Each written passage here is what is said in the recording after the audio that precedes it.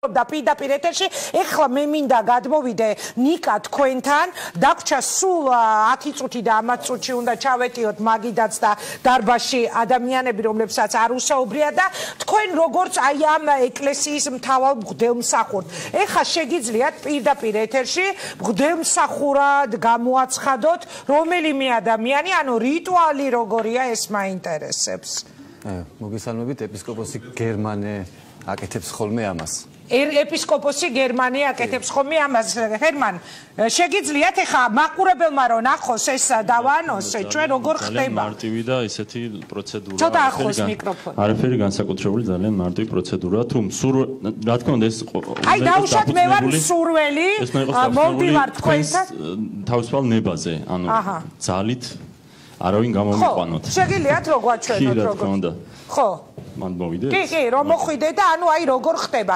მოდის ახალგაზრდა ადამიანი მაგალითად დათო ჭაბაშვილი მოდით აი პატარა ისე ვაჩვენოთ თქვენი მოწინააღმდეგეა თან და აი როგორ მოხდებოდა თქვენ ფიქრობთ რომ რაიმეს თქვენების საწინააღმდეგე არადი და თქვენ ამ ხრივ ძალიან სუცაკას აკეთებთ მამლებობ პირდაპირ მადლობა დიდი მადლობა რომ იყავით ჩვენი სტუმარი ყოველთვის სასიამოვნო საინტერესო სტუმარი ხარ და კიდევ ერთხელ მინდა რომ გადაგიხადო დიდი მადლობა რომ სულ ხართ ხოლმე ჩვენთან კარგად ძანდებოდე თუ შეიძლება ერთი წუთი თუ შეიძლება კი მოგცემთ კაცო სიტყვას აი უბრალოდ როგორ ხდება ძალიან მოკლედ ერთ წუთში მოდი ისაკია ზედმეტ ნებოთაღელო გამოვიწიოთ უბრალოდ ჩვენ გავიაროთ სიმულაცია. ხო, ანუ აი როგორ ხდება? ხო, რა აი აქ ხართ ორივე და დაუშვათ დათოს აქ სურვილი. ძალიან მარტივად თუ თქვენ გაქვთ ამის სურვილი და მოდიხართ ჩვენთან ჩვენ დროებით ოფისში, გისვავთ რამოდენიმე მარტივ კითხვას, რათა დავწუნდეთ რომ თქვენ შეესაბამებით ჩვენს მთავარ ღირებულებას თავისუფლებას და თქვენთვის ეს ასევე მნიშვნელოვანია. პირველი კითხვა იქნება ასეთი: ხართ თუ არა თავისუფალი ადამიანი? კი ბატონო ვარ. კი ბატონო. თუ თვლით რომ ყველა ადამიანი არის თანასწორი უფლისა და კანონის წინაშე? რა თქმა უნდა. კი ბატონო. მზად ხართ თუ არა რომ იქადაგოთ თავისუფლება თქვენს მეგობრებში იქნება ეს თუ არ ვიცი ვინც მოგის. თავისუფლებას აქამდეც ვქადაგებდი ჩვენს მეგობრებში და გარშემო მყოფ ადამიანებს. ძალიან კარგი გილოცავთ. ამის მერე ჩვენ ვავსებთ ხოლმე ჩვენს მოწმობას, გადავცემთ შესაბამის დოკუმენტაციას, რომელიც მათ შეიძლება დაჭირდეთ თუ ექნებათ ასეთი მოთხოვნა, რომ თქვათ წარადგინონ კომისარიატში და თავისუფალი ბრძანდებით. სულ ეს არის? მადლობა, ამაში რამეს ისეც ხედავთ, რაც ვინმეს რამე გრძნობებს შეურაცხყოფს ან პირიქით ძალიან მარტივი, ძალიან მე ვიტყოდი, კარგი დადებითი საყვარელი ის არის. არა მე ღირებულების ეკლესია რაღაც დავით მიბრუნდით იქით და ის გააკეთეთ კომენტარი ბრძანე. უფრო სხვა ისმე რაღაც პროცედურები, რაღაც გასაგები ადვილია, რაღაც ბეჭედს დაგირტყავენ, კი ბატონო მზად არის, მაგრამ ჩემთვის არის მაინც მიუღებელი. რატო? ამ გზით. ეკლესიის. არა, კი ბატონო, ჩემი ნება გასაგებია და ბოლოს გაძლევ სიტყვას. დიახ, ეხავე გაძლევ. მიუღებელია ჩამოაყალიბონ რაღაც ეკლესია და კიდევ ერთხელ. გასაგები. ხო ხდებით რომ ეს არის გასაგებია, დიდი მადლობა. ეს არის ფიქცია. მადლობა დიდი. რა თუნდა კიდევ ამ იმაში დაბრუნება მივხვდი უკვე რომ ეს ყველაფერი არის ბლეფი. თქვენი მხრიდან. დიდი მადლობა დიდი ნახევარ წუთს გაძლევ თითოეულ თქვენგანს და შემდეგ ორ სტუმარს და აქეთ ერთს რომელთანაც არ გვისაუბრია.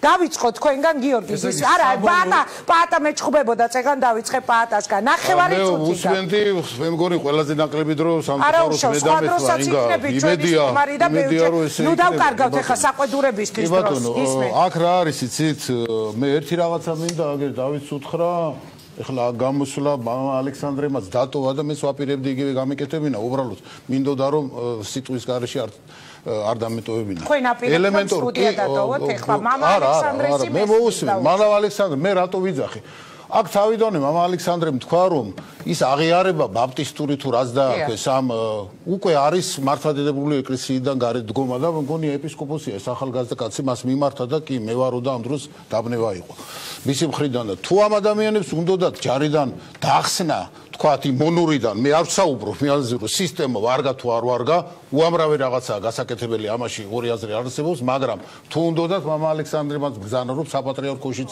აქვს საშუალება იმისო რომ ეს ყოფილიყო და გაკეთებულიყო თვითონაც აღიარებენ ეს ადამიანები რომ მხოლოდ და მხოლოდ იმის გამო რომ თქვათ დაიხსნა ანუ ტიპიურ თაღლითობას აქვს ამას ადგილი და მე უბრალოდ აი ჩემი ასფოთება მინდა დავაფიქსირო იმასთან დაკავშირებით ის რა სპექტაკლიც ახლა ქალბატონო ინგა თქვენ აქ დადგით რა თუნდაც გაუნდინარე ხარდამჭერებიდან რაოდენობიდან აი აქ როგორც მე მესმის დეკანოზის მე მას პირდაპირ ეთერში დაუდარ ეს ნებისმიერი ქართველი ადამიანისთვის აქ კანონის უზენაესობაზე იყო საუბარი ხო კანონი მკაცრია მაგრამ კანონია რომაული გამოთქვა ხო შეიძლება ეხლა მე გიპასუხო თქვენ მე დამადანაშაულეთ რაც აქ დადგითო მე მესმის დეკანოზის მე მას ვცემ ძალიან დიდ პატივს პირდაპირ ეთერში მე მას დაუდასტურე უდიდესი პატივისცემა და გადაუხადე ბევრი მადლობა მაგრამ თქვენ რაში მადანაშაულებთ მე რომ მე ავსახავ იმას ეხლა პირდაპირ ეთერში რაც ხდება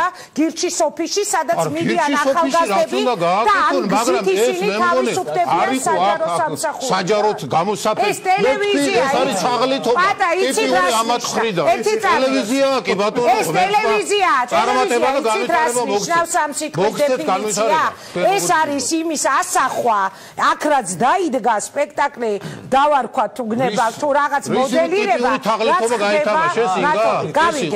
გავიგე უბრალოდ მე ვერ გავიგე ჩემი დადა თქვენ ეხლა გადაცემის ბოლოს მიდიხარ ხო დაჯერე თუ მეტი აღარ მექნება აღარ მექნება დაჯერე თქვენი ნება კი ბატონო მე არ დავტოვებდი თქვენს ადგილას პოლიტიკურ ток-შოუს. არა, მე არ დავტოვებ პოლიტიკოსი, რომელსაც აქვს ამბიცია მოიპოვოს არჩევნებში, ამომრჩევლის ხმები არ უნდა დავტოვებდეს ეს ჩემი აზრია. აი ამ ორგანიზაციისგან კარგი, პატა, მე ვეღარ ვცნობ თქვენ. კარგი, ისმე ძალიან მოგოცი წამი. კი ბატონო, რაღაც ან პირველ რიგში მინდა თქვა რომ ხიდაშიც მინდა უპასუხო რომ მისი პარტია 4 წელი იყო მთავრობაში და ერთად მოჩები და თვითონ იყო თავდაცვის მინისტრი და ჩვენ გვიწუნებს ბრძოლის მეთოდებს მაშინ როცა თვითონ ვერ მიაღწიეს ჩემთვის არის ეს გაუგებარი მეორე მინდა თქვა რომ საქართველოს ეკლესია მართლმადიდებელი ეკლესია ეწინააღმდეგება ამ მონობის სისტემას და 85% მოსახლეობის არის ამ ეკლესიის მრევლი და ამის წინააღმდეგ მიდის დღეს საქართველოს ხელისუფლება და მესამე დღეს საქართველოში ათასობით ადამიანს ამონებენ ჩვენი ფუნქცია არის რომ ისინი დავიხსნათ მონობისგან და ჩვენ